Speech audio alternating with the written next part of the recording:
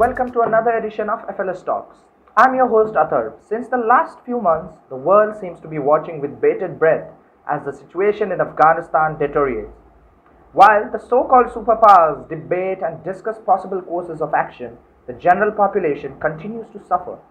To help us understand the dynamics of this unfolding crisis, we have with us today Dr. Nupur, the Principal Secretary of the Undergraduate Council at the University of North Bengal, who also specializes in medieval Indian history, to share her views and give us insights regarding the current scenario in Afghanistan and how it is relevant to the world. An administrator by profession and a passionate photographer, she has traveled far and wide, as she terms it, like a lonely planetarium. Capture as she does vivid images reflecting the simplicity and honesty of her canvas. She also has two books to her credit. The first, Darjeeling Society, Economy and Polity, published by the Salesian College Publications, and the second being And Then the Rains, which illustrates her internal ever-contrasting echoes on her childhood, growing up years, and midlife. We thank you for being here, ma'am. Thank you. It's my privilege indeed. It's an honor indeed.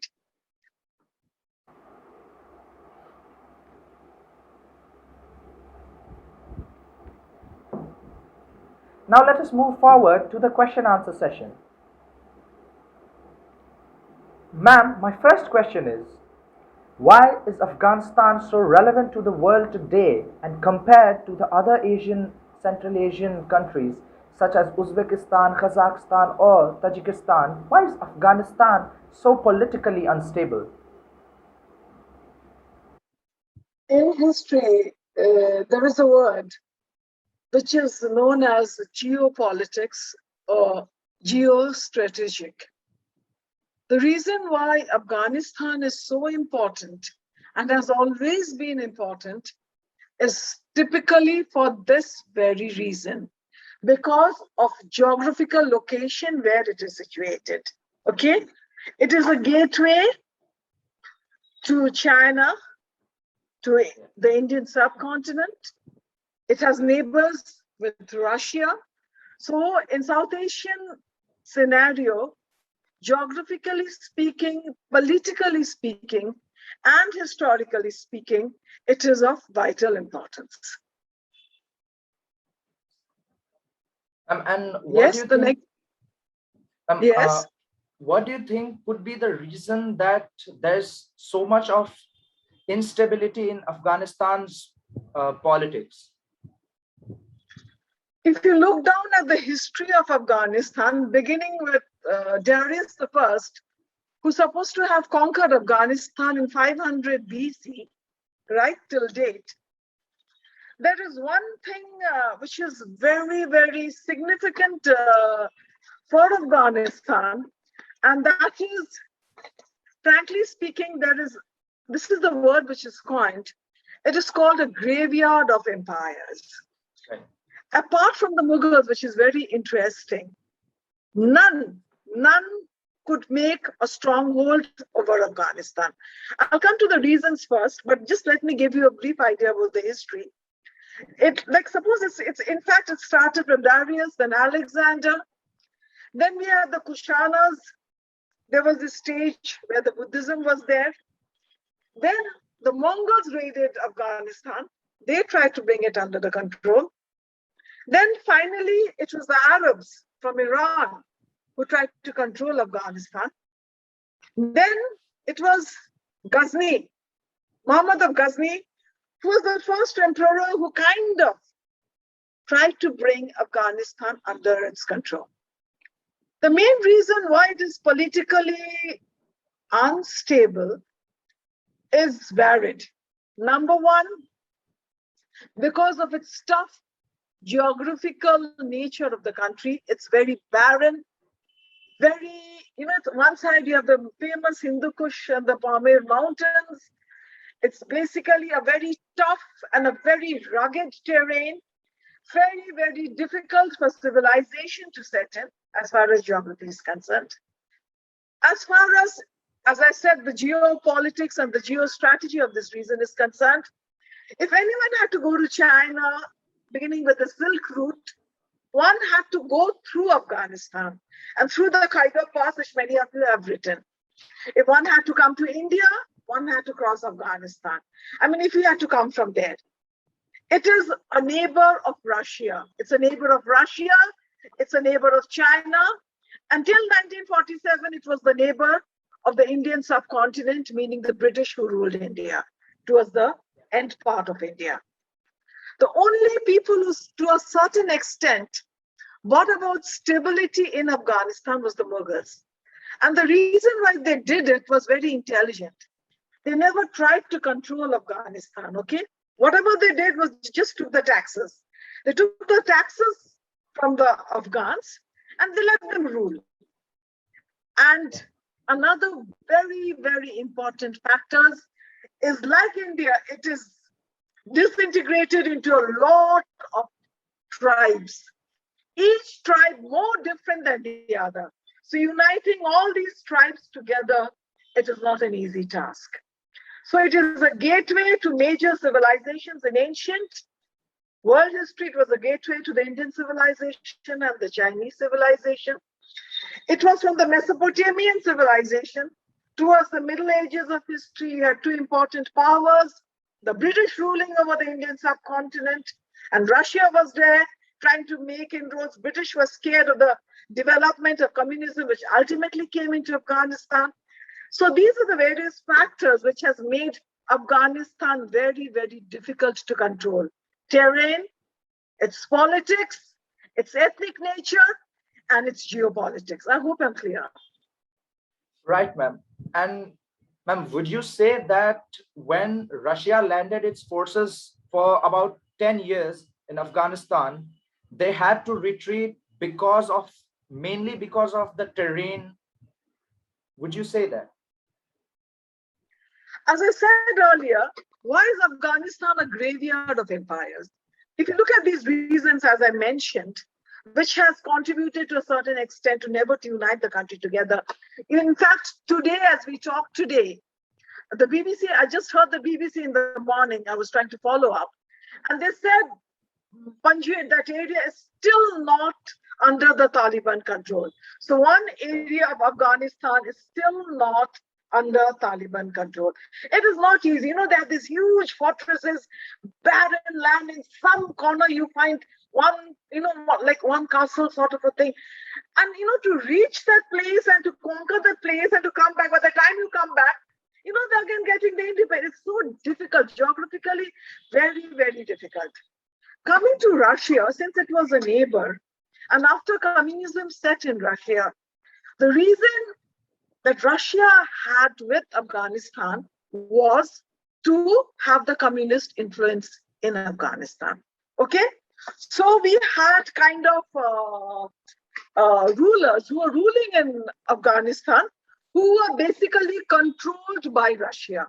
They were controlled by Russia, and the nature of the government was so-called was, in a way, it was a communist rule that was happening, okay?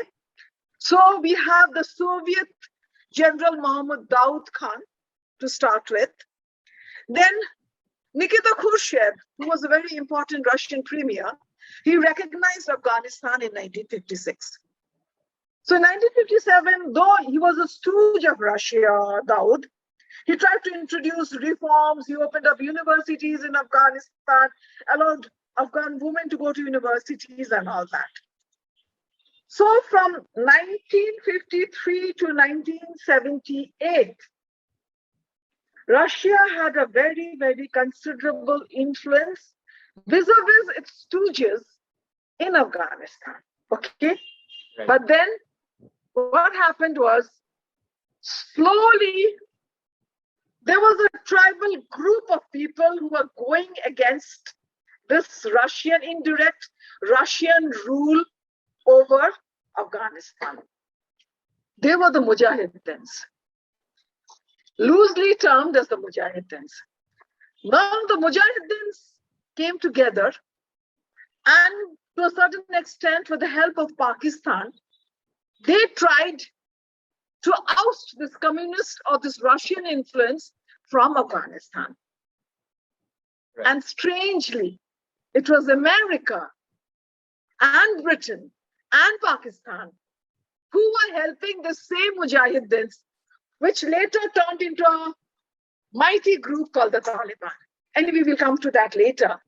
So the Mujahideen started fighting against the communist rule, slowly, rebels as terrorists, and they were being funded by China, America, and Britain. And of course, Pakistan was the base. Seeing this, Russia could not take it. So they sent their forces to crush the Mujahideens. That's how Russia enters into Afghanistan directly. Till now it was indirect, now it was direct. Because they saw that the communist influence in Afghanistan was waning, and the Western influence in the form of democratic influence, we so-called, there's nothing democratic about it, in the form of US, China, and Pakistan and Britain, were getting more powerful in Afghanistan. Okay? And the reason for them to be powerful was again the same thing. They did not want the communist influence in Afghanistan. I hope I'm clear. Yes, ma'am. Now it is clear Okay. in my mind too. Next, there's a question that everybody has in mind, but nobody wishes to research the answer, and they form opinions without any substantial information. The question is, who are the Taliban and how did they originate? When the Russians, as I said, the communist influence was working very much after the partition of India. 1947, naturally, India and Pakistan became two separate countries. The British left. So Russia was the nearest country to Afghanistan. And as I said, they were trying to control the country, trying to inject communism, because this whole Russian system of wanting to communize areas were happening. So year after year, as I said, we were having rulers, Russian stooges ruling over ruling over Afghanistan. Slowly, a group started rebelling. Rebelling against this communism. It was originally the Mujahideens who were trying to oust the Russians or the communists out and the Russian army out. And from there, this group emerged called the Taliban. Okay? And as we all know, finally, the Russians were forced to withdraw. They were forced to withdraw. And suddenly in the year 1986, it's not very old. In the year 1986, the Mujahideens were still receiving arms from United States, Britain, China, and Pakistan. Okay? In 1988, we find a new entrant into the so-called exclusive Taliban group, which has grown out of the Mujahideens in Pakistan. That was Osama bin Laden. He was neither an Afghani, neither was he a Pakistani. He is originally said to have come from the Arab Emirates. Though he said that he had visited Afghanistan and fought as a Mujahideen, but one doesn't know exactly how far this statement is true. And then we have the Al-Qaeda, who does not belong at all to Afghanistan, had nothing to do with Afghanistan, vis-a-vis anything. They come and join hands also with the Taliban. And they form the terrorist section, or you can say the army section of the Taliban. You get me? Right, ma'am. The Al-Qaeda and the Taliban together, the main interest was to oust Russia. Okay?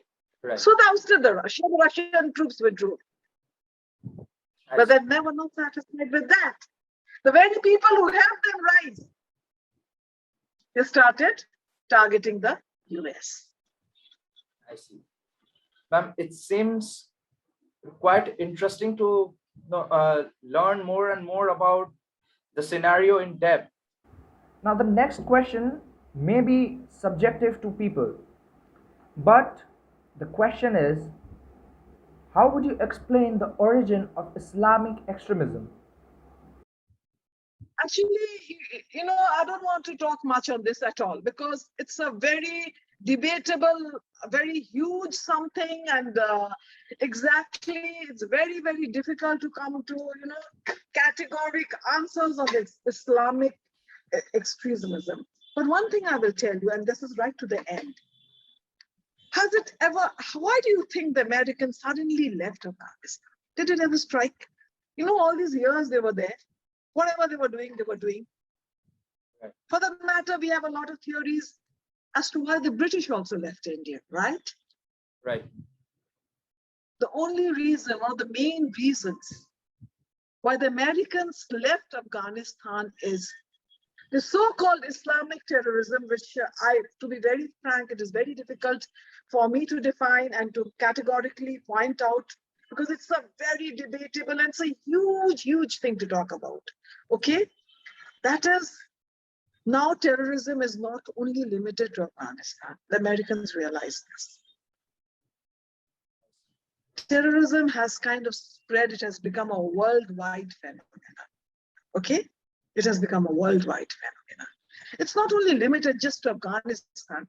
It's spread to Africa, it has spread to the Latin American countries in various forms. It has spread all over the world.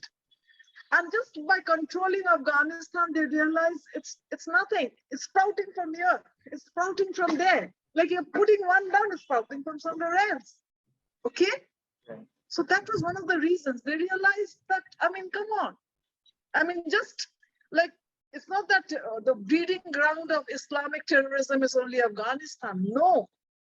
If you put it into quotes, if you use the word Islamic terrorism, and the reasons for its growth, you find Israel, you find Palestine, look at Africa, Somalia, look at the countries everywhere, Syria, everywhere, even in Latin America, even in England, Britain. You get me? Yes, ma'am. Nowadays, it's all over the news. Someday or the other, one or the other country comes up with decisions. Everywhere there is terrorism in some form or the other. Okay? Yes, ma'am. And, we have created our own Frankensteins, and there's so much to learn from history.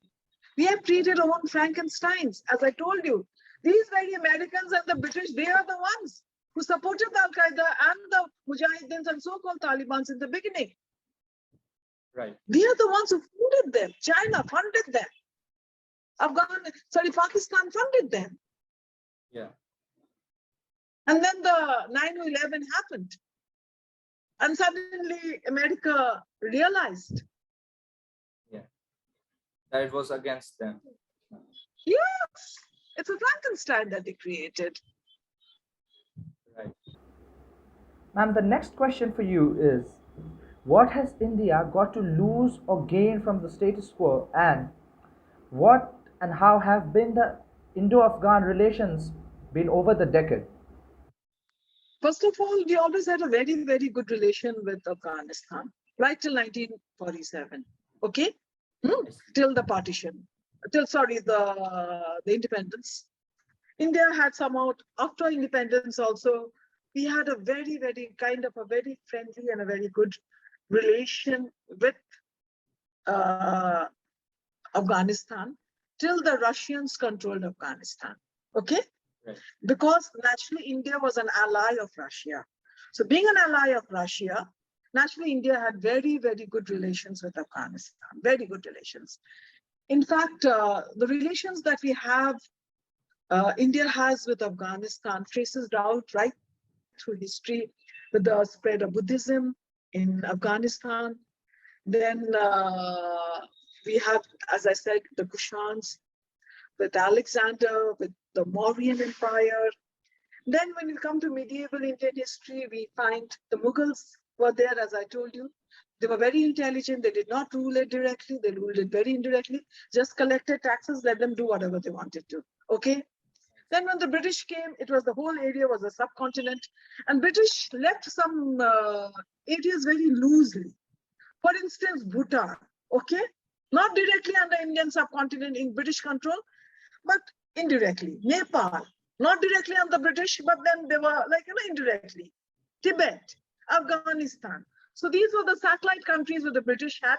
They did not have a British resident or a direct control over them, but somehow loosely under the British Empire. Then the communist menace happened. We have the Afghan wars, which you must have also studied in history. So all this happened. After the British left, as I said, relations with India was very good, because by then the Russian influence was working very much in Afghanistan. Till the rise of the Taliban, till the downfall of Russia and the rise of the Taliban. That time, relations between India and Afghanistan really soured, because naturally the Taliban was rising, Pakistan was in power, so India had nothing much to do with Afghanistan.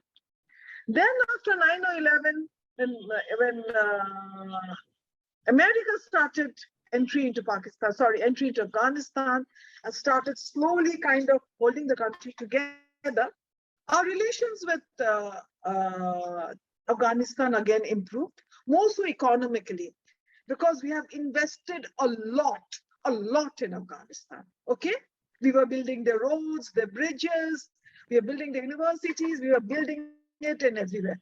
But politically, we had not much to do with it. It was okay. I mean, a status quo was there between Afghanistan and India after the Americans occupied Afghanistan. It was morely economical and business than political. Okay. But now it's a very difficult question, because I don't know. I always try to, when I was teaching history years back, there was one thing I should literally talk about, which will make you understand me when I say this in easier. You have a Ramones advertisement which says a complete man. Okay? Right. So what do you see being a complete man? Sometimes you see the advertisement, the man is holding on to dogs, and sometimes, doing jobs which is maybe not so manly, to be precise. But then the word complete is there. It's a complete man. Yes. What do we mean by a complete man? We mean a complete country. What do we mean by a complete country? We mean a balance, a harmony, a balance. With all this happening in Afghanistan, the only thing that India can do now is wait and watch. Very too early to comment, too early to say anything. Right. But the balance is disturbed. The completeness is disturbed. Okay?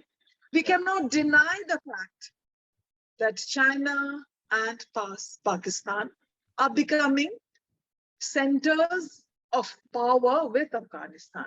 And that is again geopolitics, because you see a lot of these Afghan refugees are coming into Pakistan. The British ambassador, I think the British chief secretary or someone was there in Pakistan today. So being very direct neighbors, the influence is going to be very great, and they have so much in common. Right. So at the moment, it is very, very difficult to say what is India's stand going to be. How is it going to geopolitically? Right. How is it going to geopolitically kind of affect Southeast Asia? Already I've heard that they have changed and remarked about the Kashmir issue. And so it's very difficult and a very dicey thing to say at the moment, but we'll have to wait and watch. Right, ma'am, that's true. Now, before we conclude the session, would you like to pass any message through the FLS News to the world's leaders regarding how they ought to shape their foreign policies and how Afghanistan needs help in the hour? At the moment, I think it's peace. We should each forget about the global leaders. Each person in the world should send a message of peace to Afghanistan. You and me, all of us. Very true. What they need to heal. They really need to heal. Okay? First of all, any wound has to be healed. And all of us the whole world has to come together to heal them. Because somehow or the other, we've all been responsible for this today. Okay? Indeed. It was not that the Afghans were fighting against themselves or something. It's not an internal thing that they were having. It was totally external over millions of years. So we should all send them messages of peace, pray for peace, do anything first for peace to prevail. Okay, that is number one. And number two, no nation rises with just one half of it rising. That is just the males. Right.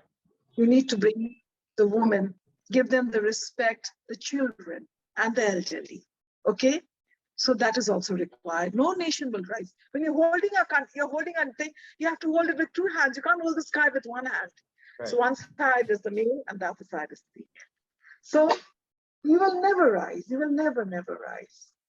You know, if you don't give respect to the other half of your people, everyone is a human, be it a child, be it a woman, be it a man. Okay? Very true, ma'am. Very so true. The message of peace should go. The message of peace should go, irrespective of whether who you are, what you are, whether you like the nation, whether you don't like the nation. But no, end of the day, they need to heal. They really need to heal. Right. That's what I feel. Okay? Right. They are, in the end of the day, fellow human beings. Yeah. And as Gandhiji said, I like to end with that. An eye for an eye will make the whole world blind. Very true, ma'am. It's true indeed. Let's put a hand forward. Let's not look at politics. Let's not look at anything else. Let's look at peace in the region. Thank you very much for your insightful answers, ma'am. We appreciate your presence and are grateful to have learnt about the current scenario in the world around us in such a simple manner. It really means a lot to us and our viewers, ma'am. We really thank you. And I try to put it very simply because, use of high-flown jargon and, funders and daters doesn't lead anywhere. So just what I felt personally at my personal level, and it was so nice talking to you, Atharva. I've loved your name. It's from the Rig Veda. Right, ma'am, the fourth one. Thank you. Thank you. I believe the conversation was very fruitful and there were many things that I learned too today. Even though I had researched about the topic, but there were things that you made me learn today, ma'am. Thank you very much for your time and presence. Main thing, whatever, anything in the clarity is very essential. You have to have a very clear picture and not a biased picture, a clear picture. We are not here to give, just a very unbiased picture should be the thing of the day, right? Right. Because this one thing, education, why are you studying? You're studying because to develop a rational mind, to be a rational human being. That's what you should be, to be rational. Okay? Just a little advice. Great talking to you. Thank you. Thank you. We hope to see you again, ma'am. Thank you. You're welcome.